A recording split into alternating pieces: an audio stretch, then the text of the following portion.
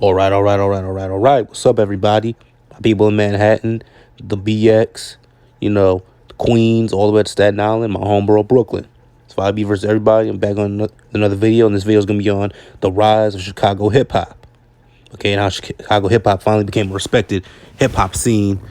Hip-hop scene after years and years of, I won't say irrelevance, but, not be able to find consistency, Of course, Chicago is the third biggest city in America. It's one of the biggest cities in America, most famous cities in the world. But in terms of hip hop, they've always been kind of inconsistent. They couldn't really find their own sound and style.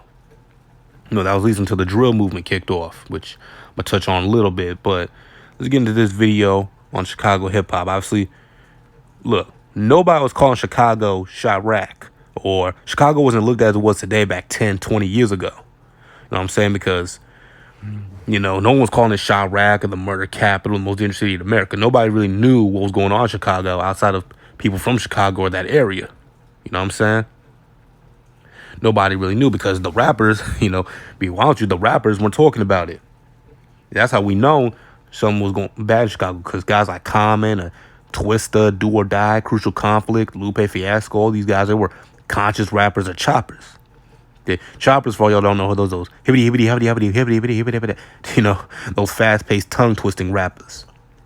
That was prominent. That's what the Midwest rap scene was known for at the time. Whether it was Tech Nine in Kansas City, Eminem out of Detroit, Bone Thugs in Cleveland. Then you had Twista, Do or Die, and Crucial Conflict in Chicago. Of course, they all got into a beef with Bone Thugs, but we'll get to that in a minute. But Common was kind of the first rap star from Chicago, and he was, of course, we all know he's a conscious rapper. I never really listen to Common musically. I've never really listened to him musically. Look, is he a bad? Look, as I say, he's a bad rapper? No, obviously he's been around a long time, so he must be a legend. Of course, he went into movies and acting. Yeah, but one thing of note from Common's career is, remember, other than being Erykah Badu's bitch, because Common is a simp. He's a woman worshiping black woman's god, nigga. Okay, look, nothing personal, just what he is. But he also slaughtered Ice Cube in their beef. Common and Ice Cube had a beef back in the day, for all y'all who don't know. It was on, and this was during the East Coast, West Coast feud. Now, of course, Common from Chicago's in the Midwest, but Common made some comments on a song called I Used to Love Her. Her being an acronym for hip hop in its essence is real. He says, and Shorty went west and then she wanted to be a gangster. Okay. Okay. And Cube, being from the West Coast, took offense to that. And him and his group, at the time, the West Side Connection, which is Ice Cube, Mac 10, and Dub C, they made a song called West Side Slaughterhouse, and they had some bars talking about I used to love her, mad cause we fucked her, pussy whipped bitch with no common sense. Hip hop started in the West, Ice Cube battling through the East without a vest. Of course, Ice Cube was, of course, he said hip hop started in the West, which we all know isn't true, but whatever. And Common responded on a legendary diss track called "The Bitch in You." I see the bitch in you. And he basically called Ice Cube a trend hopper, which, look, I got respect for Ice Cube. I didn't like how he was getting killed by the social media justice warriors, social justice warriors, because of the associated with Donald Trump thing. That's why I did that greatest of all time video on Ice Cube, going through his legendary career. As we all saw, he was a trend hopper. When Ice Cube first came up with NWA, he was a gangster rapper.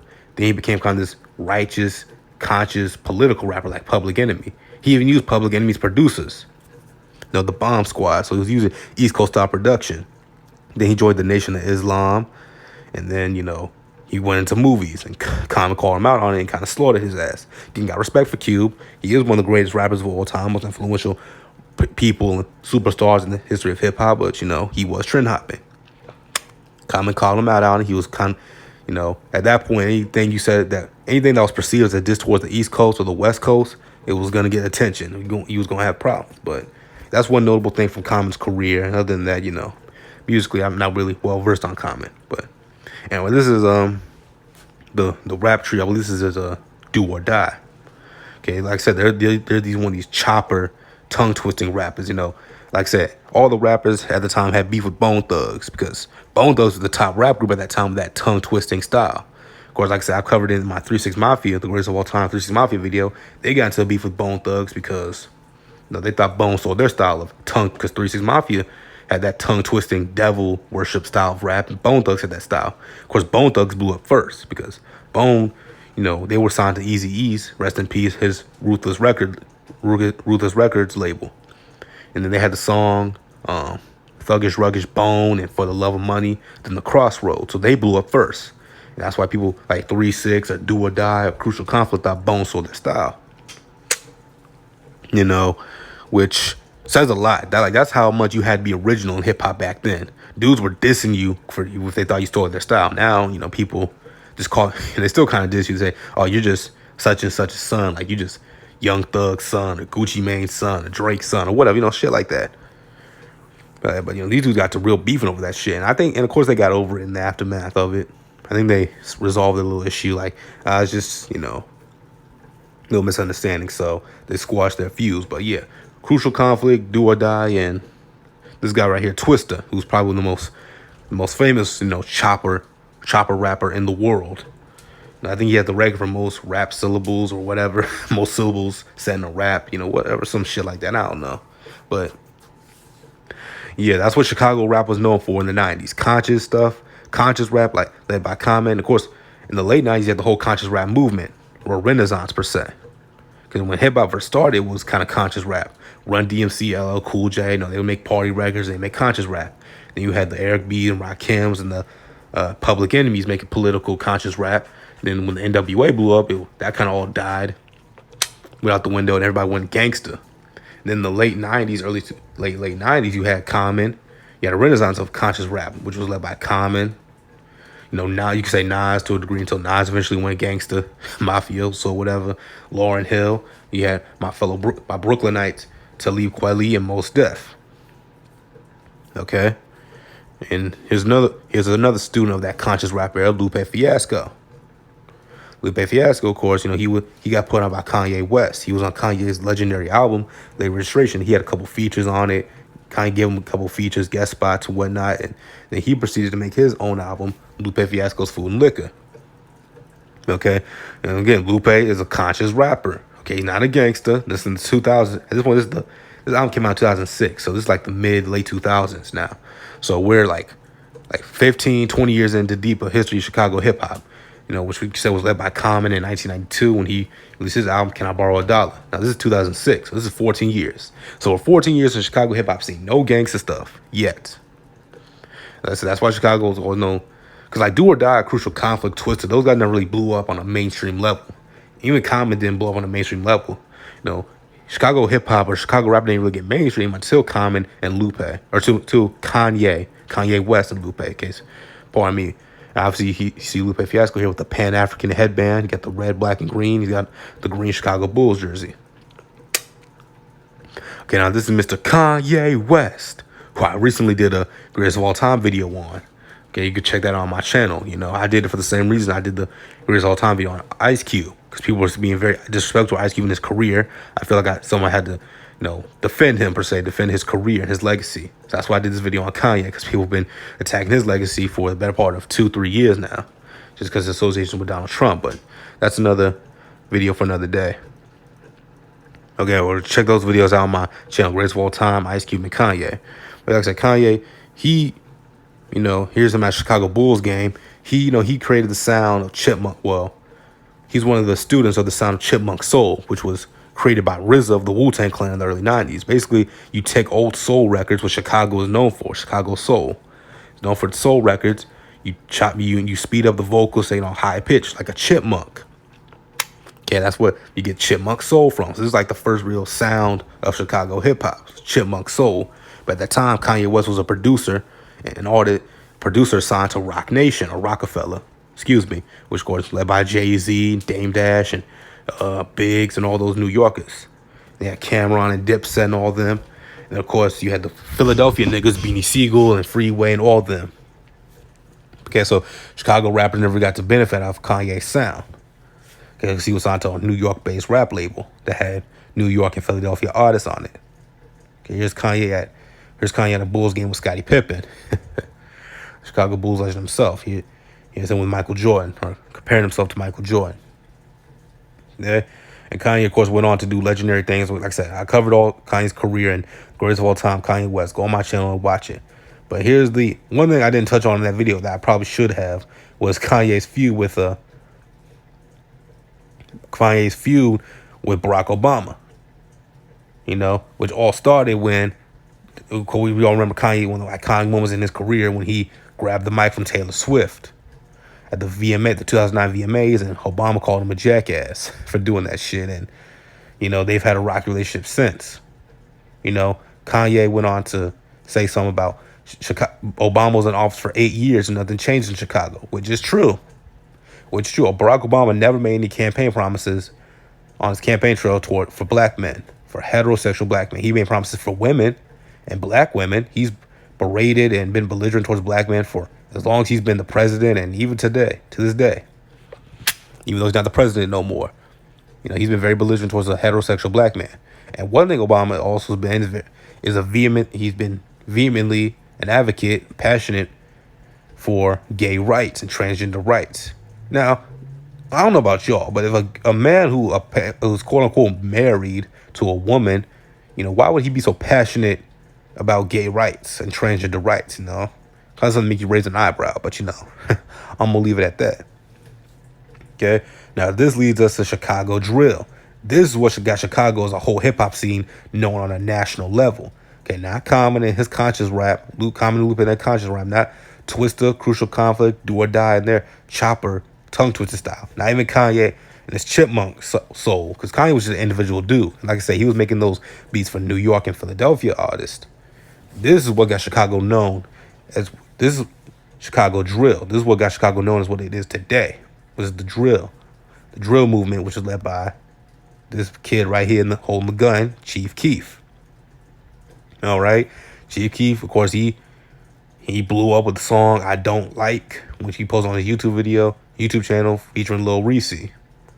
That blew him up, and Kanye got him on a remix. Kanye, Chief Keef, Jadakiss, Pusha T, and Big Sean did a remix of a song called "Don't Like Point One."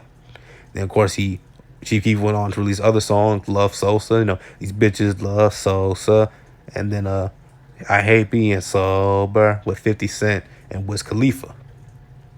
Yeah, this is his debut album, Finally Rich. I think, labels got into a bidding war with Chief Keef. Personally, if I was Chief Keef, I would have remained independent, but, that's his business. Labels got into a feud. They wanted Sosa, and I think he ended up signing with Interscope. I believe Jeezy wanted to sign him. But, yeah, Chief Keef, he's definitely, one of the most influential rappers of the last 10 years. A lot of these dudes, Young Thug, Young Boy, 21 Savage, XXXTentacion, rest in peace, Juice WRLD, all of them are Chief Keef's sons. Yeah, which is crazy because I believe 21 Savage and Young Thug are older than Sosa, but Sosa blew up first, and he had a style that was kind of, not seen in hip hop before. Chief Keef was basically the 50 Cent of his era, and now you got NBA YoungBoy, who's kind of the Chief Keef of this era. All the stuff YoungBoy's doing, YoungBoy's doing today, Chief Keef was doing, 8, 9, damn near 10 years ago. Okay, so there's no disrespect to YoungBoy or Sosa, but nothing new under the sun. 'Cause 50 Cent was doing it before Sosa. But anyway, let's talk about this guy right here, Fredo Santana. God bless his soul. He passed away, years ago. I believe he had a seizure. He's part of the infamous 27 Club of famous people who died at 27. Okay, this is his project, Fredo Krueger. That's the unfortunate thing about the Chicago drill movement. We've lost a lot of people, to gun violence or for other reasons. Like I said, Fredo died. He had a seizure.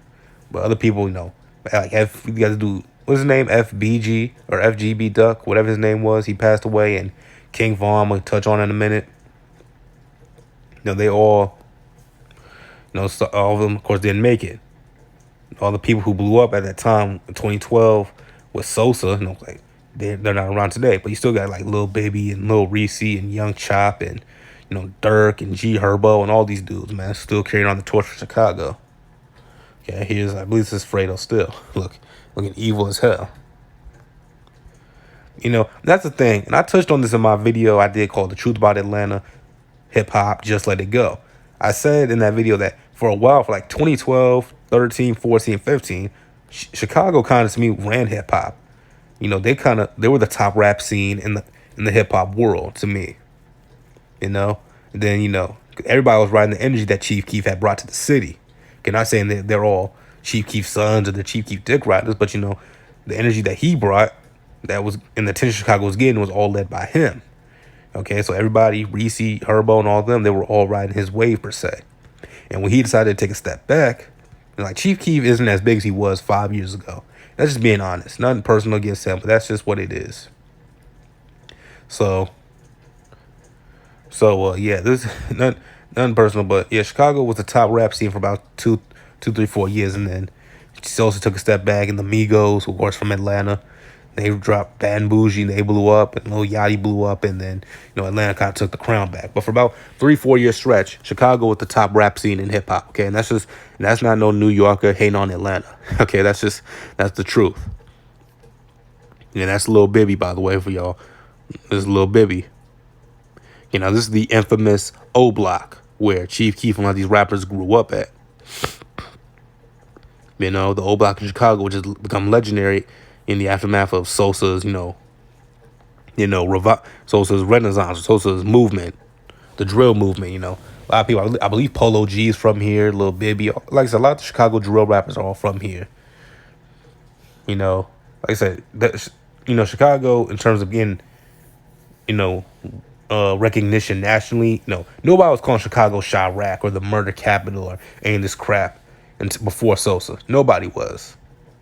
And now you got all these, like, they got that person, Lena Waithe, who created that show The Chi, and all that. Spike Lee, did that movie Chirac, which I'm going to do in a minute.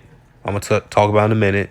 All that came in the aftermath of Chief Keef's movement. So Chief Keef definitely, he's, even though he's 25, he is a hip-hop legend, per se. But, hey, Tupac was a hip-hop legend at 25, so, But, obviously, this is Juice WRLD.